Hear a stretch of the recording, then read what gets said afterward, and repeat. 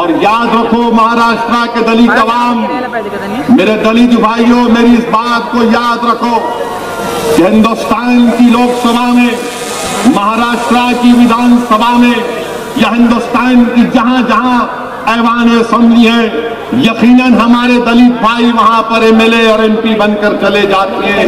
मगर आखिर क्या बात है कि जब दलित समाज पर, जब बहुजन समाज पर, जब मुसलमानों पर, जब ओबीसी पर, बाबा साहिब के दिए हुए संविधान पर जब हमला किया जाता है तो क्या हो जाता है हमारे नुमाइंदों को कि इनकी जबान नहीं खुलती, इनका दिल नहीं धड़कता, इनके दिमाग में जोश नहीं पैदा होता, इनका जिस्म हरकत नहीं करता। इसलिए नहीं करता मेरे दलित भाइयों क्योंकि ये तमाम के तमाम चमचों की पार्टी के चमचे बने हैं। अब आपको चमचों को नहीं बल्कि आपको बहादुरों को कामयाब करना है। जितनी नेशनल पार्टियां हैं, जितनी रीजनल पार्टियां हैं, इनके पास हमारे दलित भाई हैं, मगर वो हरगिज उनको इस बात की इजाजत नहीं देते कि खुलकर मसाइल को बयान कर सके।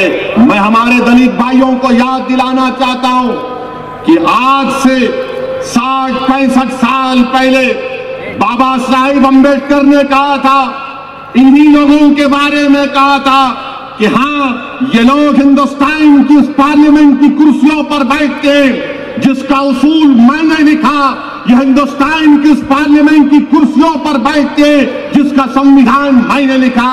ये बैठते जरूर है, ये आवाज मुंह नहीं खोलते। ये कब मुंह खोलते? जब उनको नींद आती है तो अंगड़ाई लेकर आ करते।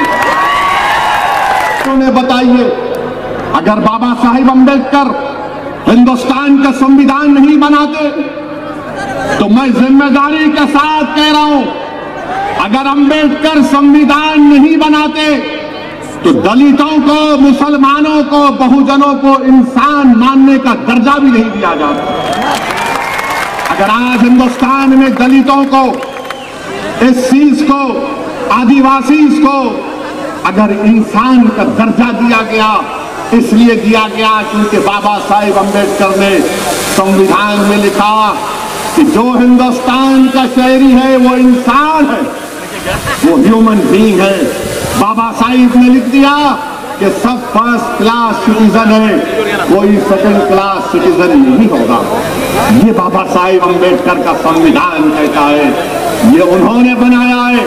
और आज मैं आपसे कह रहा हूं कि बाबा साहिब के उस ख्वाब को पूरा करना है। क्या ख्वाब है? बाबा साहिब ने संविधान में लिखा, लिबर्टी, इक्वालिटी, फ्रेटर्निटी, जस्टिस, समानता, इंसाफ, भाईचारा। ये कैसे हासिल होगा? बाबा साहिब जानते थे कि मुल्क आजाद हो जाएगा।